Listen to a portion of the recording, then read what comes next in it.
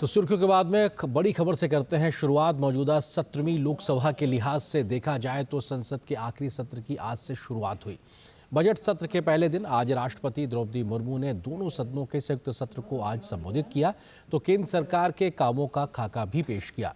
सामाजिक आर्थिक मोर्चे पर देश की तरक्की की उपलब्धियों को राष्ट्रपति ने देश के सामने रखा तो समाज के सभी वर्गों के लिए किए जा रहे कामों को भी सिलसिलेवार तरीके से गिनाया। राष्ट्रपति ने राम मंदिर निर्माण की उपलब्धि की बात कही तो दुनिया की बेहतरी के लिए भारत के द्वारा किस प्रकार से कदम उठाए जा रहे हैं उसको भी आज देश के सामने रखा।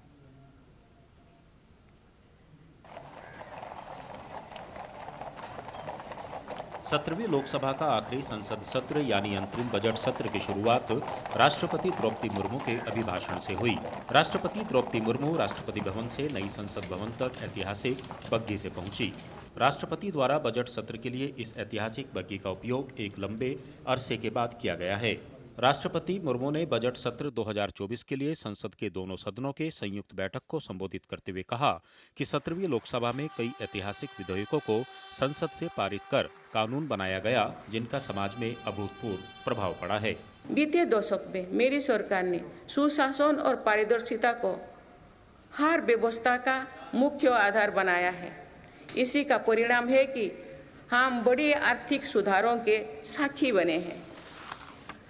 इस दौरान देश को इंसॉल्वेंसी एंड बैंकरप्टेंसी कोड मिला है। देश को जीएसटी के रूप में एक देश एक टैक्स कानून मिला है। राष्ट्रपति द्रौपदी मुर्मू ने दोनों सदनों के संयुक्त बैठक को संबोधित करते हुए कहा कि दुनिया में गंभीर संकटों के बीच भारत तेजी से विकसित होने वाला देश बना है और जन विश्वास कानून के जरिए भारत में ईज ऑफ डूइंग बिजनेस में लगातार सुधार हो रहा है।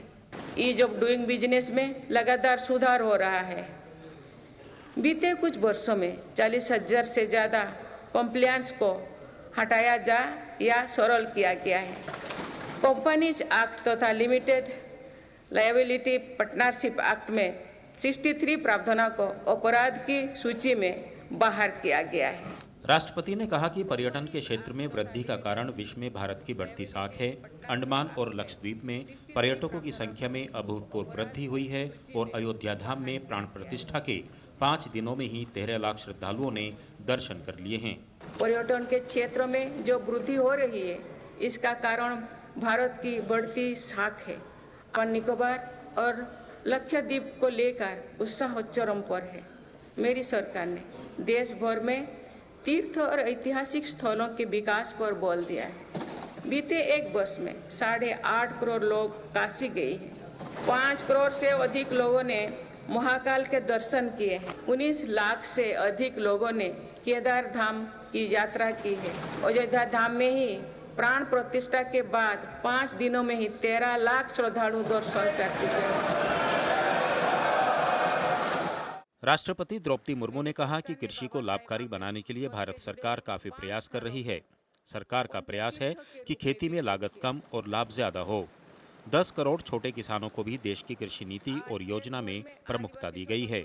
मेरी सरकार आज खेती को अधिक लाभकारी बनाने पर बल दे रही है। हमारा ये प्रयास है कि खेती में लागत कम हो और लाभ अधिक हो। मेरी सरकार ने पहली बार 10 करोड़ से अधिक छोटे किसानों को भी देश की कृषि नीति और योजना में प्रमुखता दी है।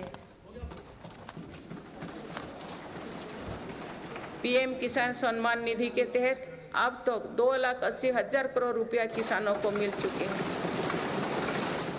राष्ट्रपति द्रौपदी मुर्मू ने संयुक्त बैठक को संबोधित करते हुए कहा कि बीते दिनों इंफ्रास्ट्रक्चर में जमकर निवेश हुआ है और आज भारत में ऐसा इंफ्रास्ट्रक्चर बन रहा है जिसका सपना सभी भारतीय देखते थे।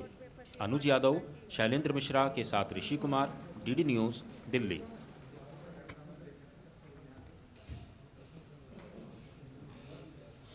तो संसद के बजट सत्र के पहले